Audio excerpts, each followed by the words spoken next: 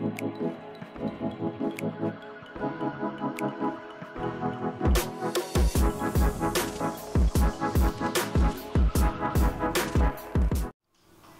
warahmatullahi wabarakatuh. Jangan buang dulu cobek bekas seperti ini. Oke, ketika kita punya bahan seperti ini masih di pot plastik seperti ini, mungkin sedikit agak kurang bagus. Mungkin kita akan memadukan si cobek bekas berbolong seperti ini dengan beringin dolar hasil stekan. Sebelumnya kita tutup dulu bagian bolongan ini. Kalau ada kawat boleh menggunakan kawat ram atau kawat nyamuk.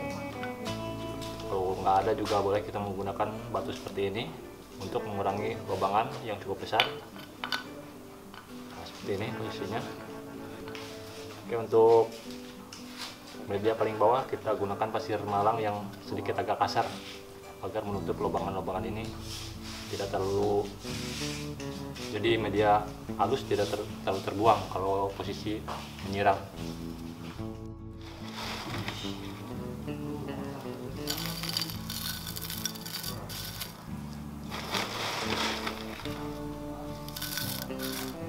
Nah, pasir malang yang sedikit agak kasar ini menutup lubangan bagian bawah supaya media atas tidak terbuang ketika kita menyiram atau musim hujan datang.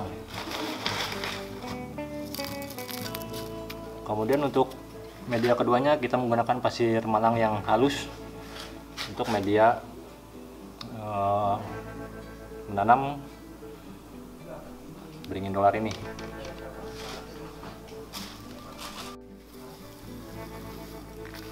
Ini adalah pasir malang yang halus sebagai media tanam beringin dolar.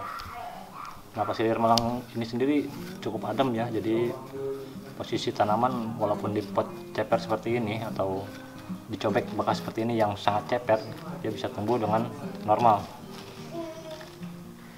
Sebab pasir malang seperti ini menyimpan air yang cukup untuk sekali penyiraman, atau ketika kita tidak sempat untuk menyiram satu hari, itu posisinya masih aman untuk bagian media tanamnya karena masih cukup lembab. Oke, kita bongkar media atau dari pot plastik ini.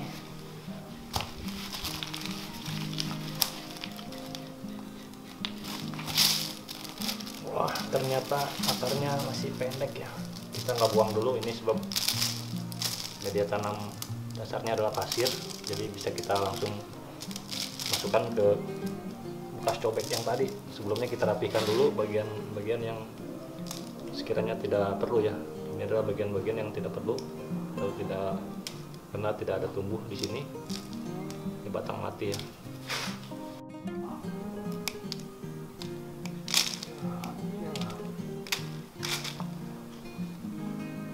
Ini daun juga kita buang bagian bawah.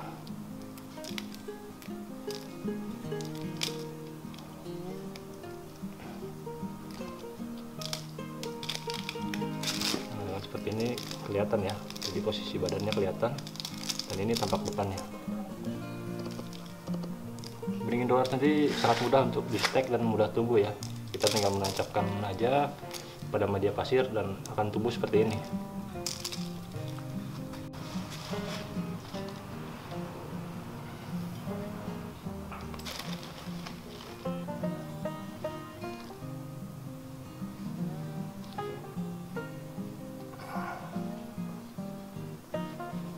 Kita akan lihat penampilan barunya di pot ceper seperti ini.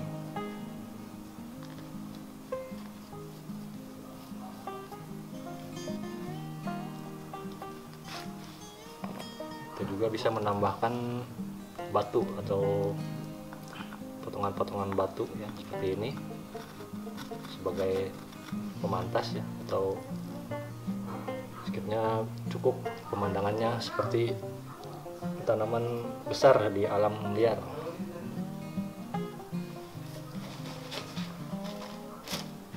Timbun kembali dengan pasir malang yang halus, dan kita nanti akan menggunakan lumut sebagai media tambahan.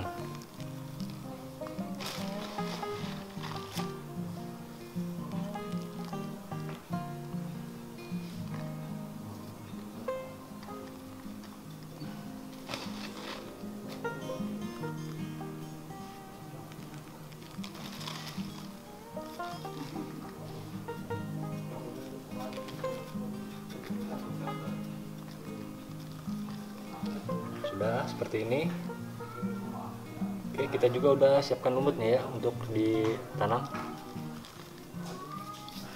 Nah, ini adalah lumut-lumut yang biasa kita gunakan untuk tambahan bonsai atau menghias bonsai ya.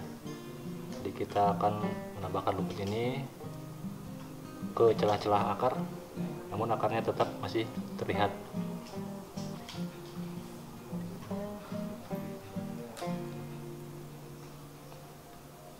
Nah teman-teman, kalau pengen lumut itu tumbuh atau subur, bisa menggunakan air bercampur garam, kemudian dilarutkan dan disemprotkan pada lumut. Nah itu akan membuat lumut itu hidup atau hijau ya, tumbuh subur.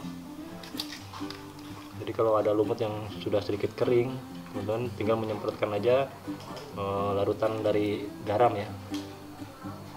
Dosis bisa disesuaikan, jangan terlalu banyak.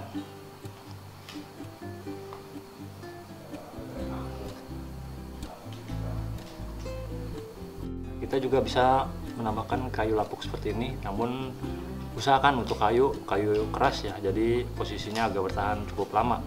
Namun untuk kayu yang sedikit agak lembek atau lapuk, yang empuk, biasanya dia tidak tahan lama, artinya cuma sementara aja sebagai penghias bonsai seperti ini.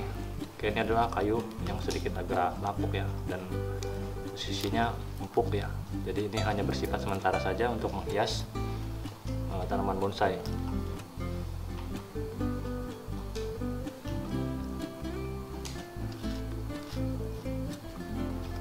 Nah seperti ini.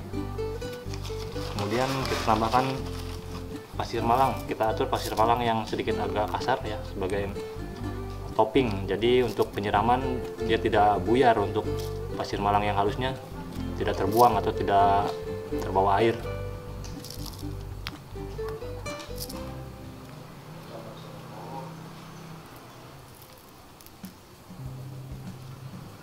Nah untuk bonsai sendiri tentunya beda ya penampilannya dengan posisi pot seperti ini dengan pot plastik yang seperti tadi sebelumnya.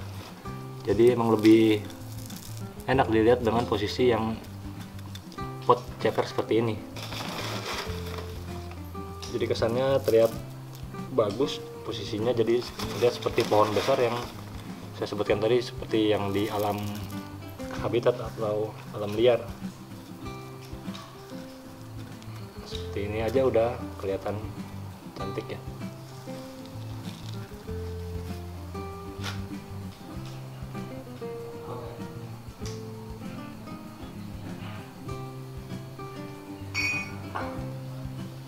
Nah, beringin dolar ini sendiri belum diproses menggunakan kawat ya, jadi pengaturan seperti ini masih secara alami ya. Jadi cabang-cabang yang ini belum diatur dengan menggunakan kawat, jadi posisinya masih sedikit agak berantakan. Dan kita tunggu dulu setelah posisinya sudah aman seperti ini, sekitar 1 minggu baru kita akan bisa menggunakan kawat atau di wiring. Bagaimana menurut posisinya yang bagus ya. Nah cabang seperti ini lurus ya, jadi kurang enak, sebenarnya kurang enak, tapi nanti kita belokkan dengan menggunakan kawat seminggu setelah penanaman seperti ini.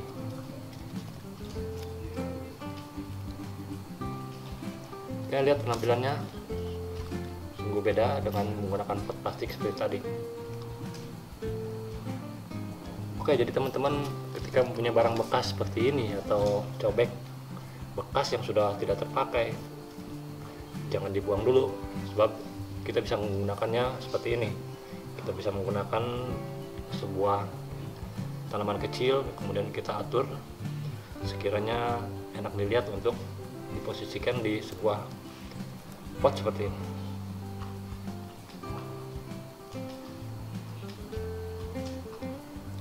Nah semoga kali ini bisa menginspirasi ya teman-teman semua, dan teruslah berbudidaya ya, sebab alam tidak selalu menyediakan bahan bonsai terus menerus. Artinya lama kelamaan bahan bonsai di alam ketika diambil terus nanti lama kelamaan akan habis. Jadi sebaiknya kita membudidayakan sendiri di rumah, mempunyai beringin luar seperti ini, alangkah baiknya ketika kita pruning bagian-bagian